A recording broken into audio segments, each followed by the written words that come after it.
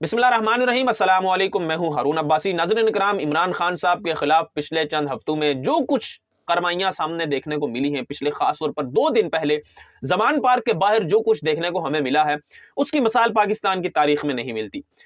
इसी सारी सूरत हाल के बाद कुछ चीजें जो हैं वो अब सामने देखने को मिली हैं और कुछ नताइज इसके अब आना शुरू हो चुके हैं। जब तक ये वीडियो बन रही है, इमरान खान साहब लाहौर हाई कोर्ट में पेश हो रहे हैं और इमरान खान साहब अभी एक बड़े काफिले की सूरत में लाहौर हाई कोर्ट में पेश होंगे। इस दौरान भी कुछ प्लानिंग्स हैं, वो भी हमें खैर देखने को मिल जाएंगी। लेकिन अब इस सारी सूरत हाल के बाद आर्मी चीफ का जो बयान है वो भी एक आ गया है और मुल्क की हालिया दहशतगर्दी की जो लहर है, एक ड्रोन अटैक होने की खबरें जो हैं वो सामने आ रही हैं और कहा यह जा रहा है कि वो मार्टर कोई गोला था, लेकिन 2 बच्चों की शहादत हुई और इलाके के लोग वहां पर ये कह रहे हैं कि ये ड्रोन अटैक था। ये सारी चीजें इसीलिए मैंने डिस्कस की हैं कि वो एक सिचुएशन से जुड़ी हुई है। सबसे पहले मैं बात करता हूं कि इमरान खान साहब के खिलाफ जो कार्रवाई की गई जमान पार्क में। देखें, इमरान खान साहब को गिरफ्तार करना था, 18 को उन्होंने पेश होना था। पुलिस आ जाती है 14 तारीख को और पुलिस आकर 14 तारीख को लोगों को मारती है, शेलिंग करती है और फिर 15 की सुबह भी यही कुछ देखने को मिलता। पूरा दिन यही कुछ होता रहा, रात गए तक ऑपरेशंस होते रहे।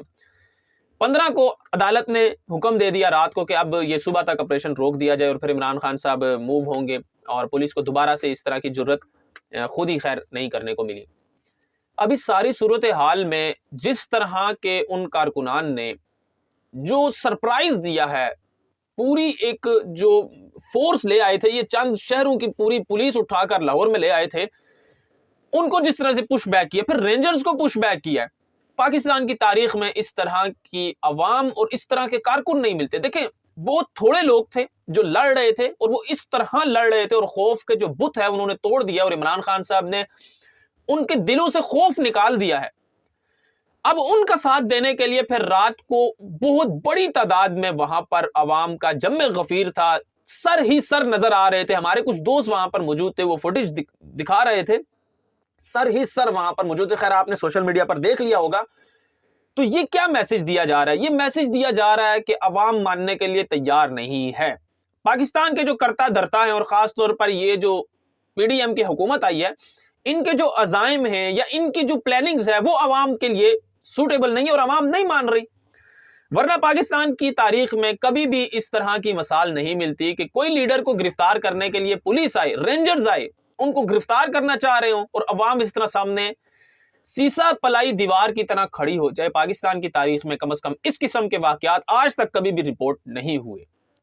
अब इससे एक मैसेज चला गया और इमरान खान साहब मजीद ताकतवर साबित हुए हैं और एक मैसेज चला गया कि अवाम इमरान खान साहब के साथ है। इमरान खान साहब को अगर आप कस्टोडियल टॉर्चर के लिए गिरफ्तार करने आएंगे तो अवाम कभी भी नहीं मानेगी, और अगर आप इमरान खान साहब को कत्ल करने की प्लानिंग से आएंगे तो अवाम ने आपको फिर बता दिया कि अवाम के जो शक व शुबात थे वो पूरी कौम ने देख लिए हैं। अभी सारी सूरत हाल में एक चीज बड़ी इंपॉर्टेंट है, जो रेंजर से गोलियां चलवाई गई और रेंजर से जो शेलिंग करवाई गई। खैर, गोलियां तो रिपोर्ट नहीं हुई कि रेंजर्स ने कोई गोलियां मारी हैं सीधी, और सीधी किसी गोली चलाई नहीं है। शायद थोड़ी सी मिस कैलकुलेशन भी है, चूंकि गुस्से में और गम में कुछ इस तरह की चीजें लिख दी जाती हैं जिसका हकीकत से कोई ताल्लुक नहीं होता। खैर, स्ट्रेट गोलियां तो कभी किसी को नहीं लगी इस सारी सूरत हाल में, चूंकि इनकी तारीख ये रही है कि ये सीधी सीधी गोलियां मारते आए हैं। मॉडल टाउन को आप उठाकर देख लें, फिर फैजाबाद में देख लें, तो ये लोगों को मारते आए हैं,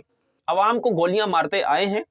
इनकी तारीख कुछ इस तरह की रही है। तो इस सारी सिचुएशन में भी कहा यह जा रहा था कि उन्होंने लोगों को गोलियां मारनी है या मारी हैं या चलाई हैं। चलाई जरूर है, लोगों को लगी नहीं है, लोगों को मारी नहीं है। वो एक खातून की फुटेज भी सामने आ रही है, रेंजर्स शेल फायर कर रही है और पुलिस भी उनके साथ मौजूद है। तो वो गोलियां चूंकि किसी को लगी नहीं है, चलाई होंगी, बहुत सारी चलाई हैं, हवा पे चलाई हैं, लोगों को डराने के लिए चलाई तो होंगी और चलाई भी हैं, रिपोर्ट भी हुई है। लगी किसी को नहीं है अल्हम्दुलिल्लाह, लेकिन लग भी सकती थी। अगर चंद लोगों को लग जाती, 3-4 लोग मर जाते। फिर जिस तरह से अभी तो आपने ये देख लिया कि आप इमरान खान साहब को गिरफ्तार करने आ रहे थे और फिर जो जिले शाह को मारा गया वो भी लोगों में गुस्सा था, तो खुदा न खास्ता 3-4 लोग मर जाते और सूरत हाल उसी तरफ जा रही थी। और अगर तो ये अदालत हुक्म न देती ऑपरेशन रोकने का, लाहौर हाई कोर्ट, तो फिर तो ये सूरत हाल उसी तरफ जा रही थी। ये तो कह रहे थे हम तो कामयाबी तक लड़ेंगे। वजारत दाखिला ने कहा कि हम तो कामयाबी तक लड़वाएंगे इस पुलिस को और फोर्सेस को लड़वाएंगे अवाम के साथ जब तक ये कामयाब नहीं होता। और कामयाब की क्या सूरत हाल कि आप मार दें, 20-30 लोग मार दें या 10 लोग भी मार दें, 50-60-100 जख्मी कर दें, और फिर आप चढ़ाई करके इमरान खान साहब गिरफ्तार करके बाहर आके प्रेस कॉन्फ्रेंस करें कि हमने तो गिरफ्तार कर लिया है और हम तो कामयाब हो गए हैं।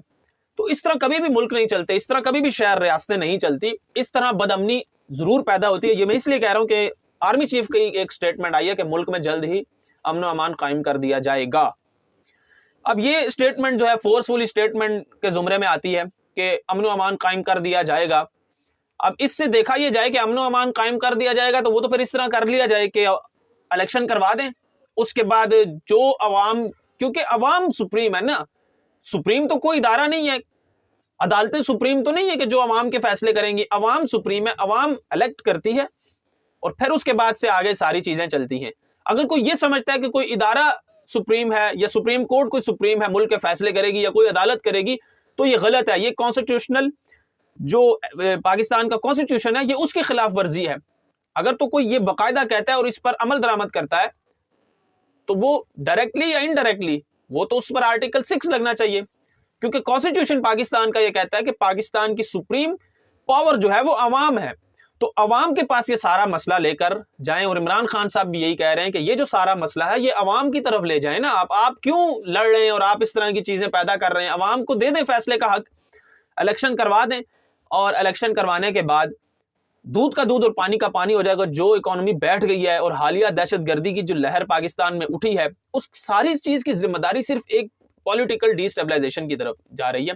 और ये जो पॉलिटिकल अफरा तफरी है, सियासी अदम इस्तेहकाम है, ये जब तक इस्तेहकाम नहीं आएगा इस सारी सूरत हाल में, तब तक पाकिस्तान की मईशत, दहशतगर्दी की जो लहर बढ़ चुकी है, अवाम और फौज की आपस में जो ताल्लुकात खराब होते हुए आगे बढ़ रहे हैं, इस सारी चीजों का और कोई हल नहीं है, सिर्फ एक इलेक्शन वाहिद हल है। दूसरा हल मैं आपके सामने रख देता हूं, अगर इस बयान को किसी दूसरे रुख में देखा जाए तो वो ये है कि आप डंडा उठाएं, आप गोली उठाएं और लोगों को मारना शुरू कर दें और लोगों को डरा दें और लोगों की गिरफ्तारियां कर लें, और आप फोर्सफुली अमन व अमान कायम कर लें। जिस तरह के किसी दहशतगर्द रियासत, किसी दहशतगर्दों के साथ ये काम करती है कोई रियासत, या इस मुल्क में रहने वाले और इमरान खान साहब के साथ देने वाले लोग दहशतगर्द हैं, पहले तो आप उनको ये डिक्लेयर करेंगे कि ये सारे दहशतगर्द हैं जी, इनके पास असला है, इनके पास कुछ भी है, और इमरान खान साहब को भी बहुत बड़ा दहशतगर्द डिक्लेयर कर दें, उनके खिलाफ फिर कार्रवाइयां शुरू कर दें और फिर आप इनको मारना शुरू कर दें जहां पर ये गिरोह मिले और आप इनको गोलियां चला दें। दूसरा हल ये है जो कि आप शायद समझ रहे हैं,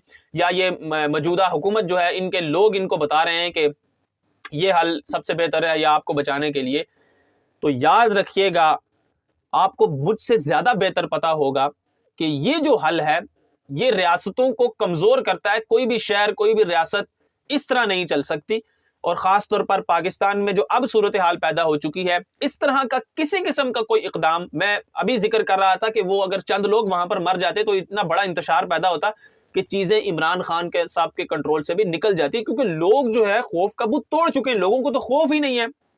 लोग जो ग्राउंड पर लोग लड़ रहे हैं वो उन लोगों से बहुत ज्यादा मुख्तलिफ हैं जो आपको सोशल मीडिया पर मिल रहे हैं। अब आप दोनों की बहादुरी का कंपैरिजन करें तो सोशल मीडिया पर तो बहुत बहादुर बहादुर लोग आपको मिलेंगे, लेकिन ग्राउंड पर जो लोग हैं वो आपको शायद सोशल मीडिया पर ना मिलें, लेकिन उनका जो जुनून है वो बहुत कुछ बता रहा है, और उसने बड़ों बड़ों की कांपें जो हैं वो हिलाना शुरू कर दी हैं और उनकी टांगें कांप रही हैं, अगर मैं सही अल्फाज में कहूं तो ये एक अलार्मिंग सिचुएशन है।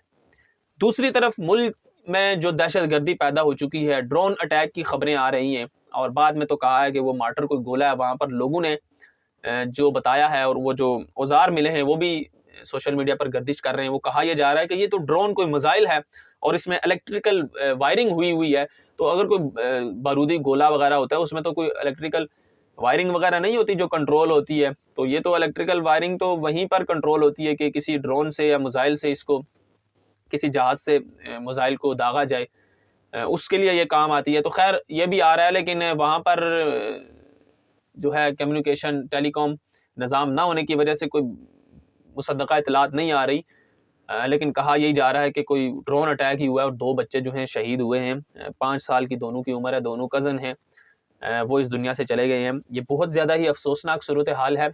किसी भी घर पर इस किस्म की सूरत हाल गुजरे और वो बर्दाश्त करें और सब्र करें, ये बहुत ज़्यादा ही अफसोसनाक है और काबिल कबूल नहीं है। उन लोगों ये नेचर नहीं है ये कभी भी कि इस कदर इस कौम ने जुल्म सहे हों और फिर अभी भी उनके 5 साल के 2 बच्चे चले जाएं और आप उनसे ये एक्सपेक्ट करें कि वो सब्र करें और वो जिंदाबाद का नारा लगाएं।